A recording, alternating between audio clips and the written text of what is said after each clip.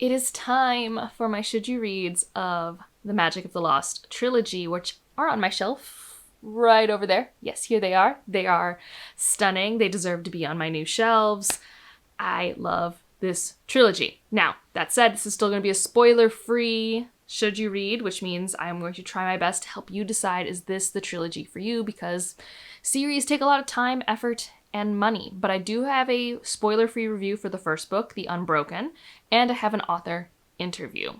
Like all reviews, I will start at the top with my experience and go from there, because, you know, all these things are super subjective. But I read this back in 2021. That's when my review came out, and I was not going to pick this up. This was not a new release that was on my radar.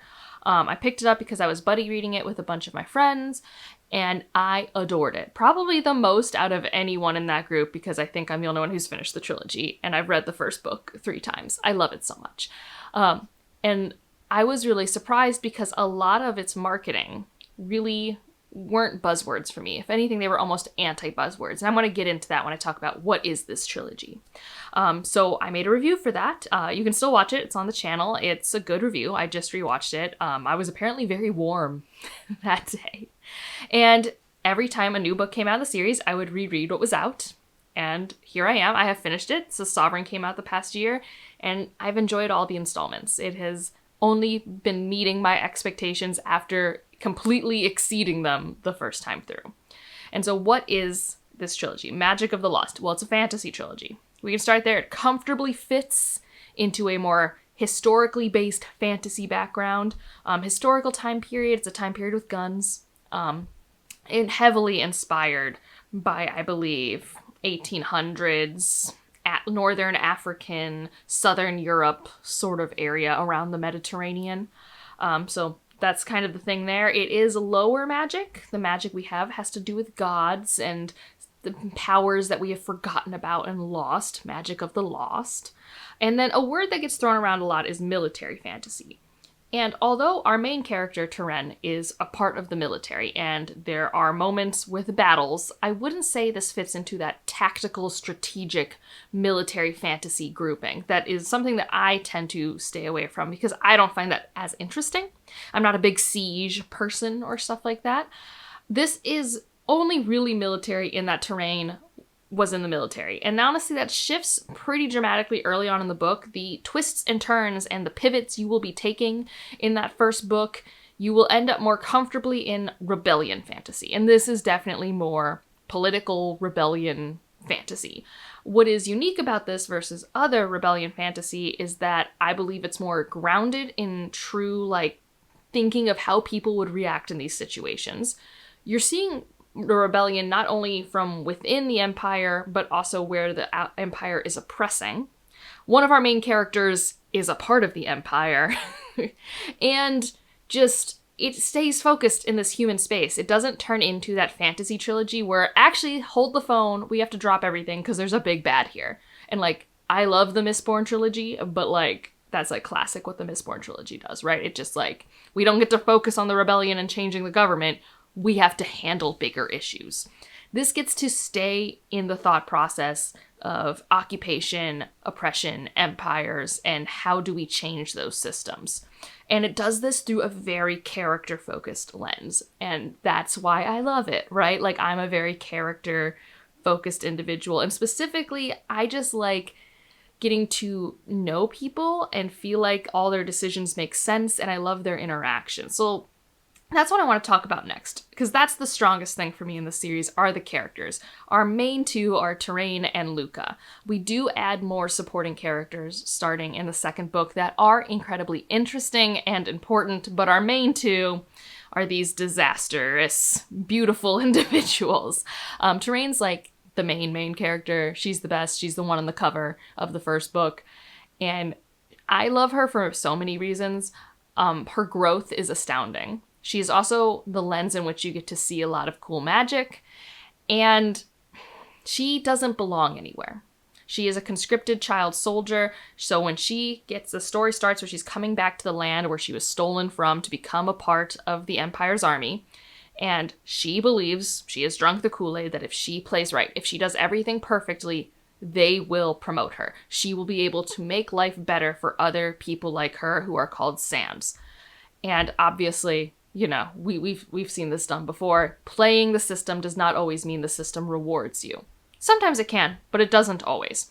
And when she comes back, not only is she trying to balance this problem, this loyalty, she does have uncomfortable feelings and realizations when she's back in the country that should have been her home, but isn't her home. She doesn't have a home to claim or that is claiming her. I love that. I love that messy space. Maybe it's because I am like a multiracial individual, but those themes always resonate with me. And I think Terrain's internal struggle with these ideas is amazing, especially with the introduction of the Jackal. And I'm just going to leave the Jackal where the Jackal is, but the Jackal as a supporting character is one of the best supporting characters. We don't get her POV or anything like that, but she's amazing. Absolutely stunning individual. And then we have Luca. And again, I said we're having a rebellion story, and one of our main characters is a part of the Empire, okay? And yeah, Luca is supposed to be the next empress. Like, that's her whole thing. That's the thing she's striving for. That's her goal. And she wants to do it in a good way. She wants to be a good empire. And this story is going to keep like butting its head up against the idea is like, can you have a good empire? Like, is that even a possible thing? Is that mutually exclusive? And she keeps having to make decisions in this story that go against, like, she's well-read, she knows all the philosophies, she knows what she wants to do. She wants to just gently manipulate things. But obviously things are going to come to a head. She's going to have to choose violence at times, and there are going to be repercussions for that. And so already those are just two fascinating point of views on their own, but they intertwine, they intersect. These two individuals are drawn to each other, and that just makes their mess even greater, okay? So that's the core, that's the heart of this whole trilogy, is that we get to do all this amazing thematic work and growth and change and response with these individuals that I adore, and it's great. And what's really frustrating and also amazing is as you go through the trilogy, they learn, but they don't learn very quickly. And I think that makes sense. Like, this whole trilogy takes place over the course of like 2 or 3 years. There's a lot of rewriting of the self that's going to have to happen here, and sometimes they're just going to keep making dumb decisions, and you're going to be like, but why? And the answer is because they're human and they're incredibly flawed, right? And I really love that. So, supporting cast is also really rewarding. You're going to get some really cool insight into different parts of the Empire with, like I said, 2 or 3 other perspectives that come into the mix later on. And they also give you cool insight into the magic, the class system, the world building. The world building really opens up through the people, and that's my favorite thing. People are what make a world. Opening up the world building through the people is everything to me.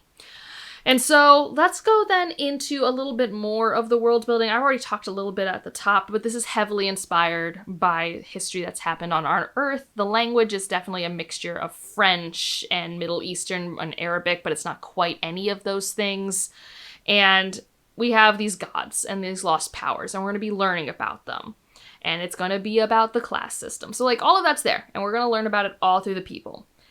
I think the sticking point, probably that's the hardest for most people, is the writing style. And I can't really articulate why it doesn't work for some people because it so works for me.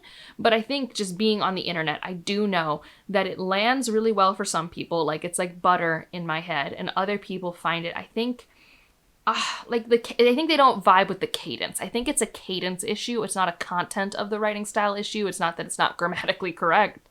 It's a cadence of the flow and how thoughts are portrayed. To me, the cadence feels like my internal cadence. And so I think that's why it meshes well. So there's going to be a love or hate situation with the writing style. I found it fairly consistent. So I think once you know the rhythm, you're good. Or if you read it and you're like, this doesn't work for me, you can tap out pretty early. You don't have to push through until it gets better. It stays consistent.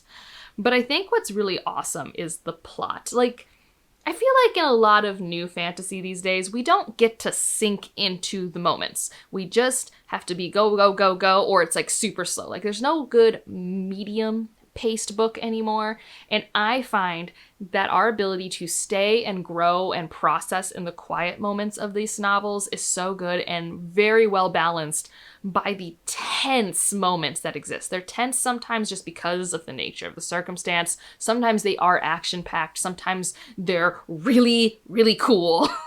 Sometimes they're emotional. But like that give and take in the pacing of this story is really fun. I really enjoyed it. And I was so nervous for the third book. I'm not going to talk about what happens in the third book. That's obviously a spoiler. But I do find that third books are hard to land. And they're hard to land for a myriad of reasons, but one of them is a pacing problem. The third book has to wrap everything up. That can mean a third book feels like too much is happening too fast and you don't get to breathe. And that doesn't happen for me in this book. If anything, I think it almost breathed a tiny bit too much, but honestly, it was perfect for me. Like, I was fine, but it has a slow pace. It allows you to be with these characters. It allows you to sit with the consequences of their actions. You don't feel like you're running towards the finish line. You get to the finish line. It's cathartic. It's an ending that makes sense for what we were promised at the very beginning of the trilogy. And you didn't feel like you were rushing there. And I think that's masterful. Again, it's just not something I get to see very often anymore. And the third books are really hard for me. I'm an endings person, and so I'm a little rougher on endings than maybe I should be. But I adored it. And yeah, I just really like this trilogy. I want to remain spoiler-free. I think your main draws should be, if anything, about the stories that are going to unfurl from the seeds that I told you about Terrain and Luca in the character section. You need to pick this up. If you are drawn to themes of empire and oppression and who is conquered and how they can get out of those systems and what are the struggles even when you do try to get out, what does power do to people even when they're trying to take it back, and what do power vacuums look like? You gotta give it a go. Truly, it's great. And also, if you've been hearing whistling in the background, it's very windy this winter where I'm from, like incredibly windy.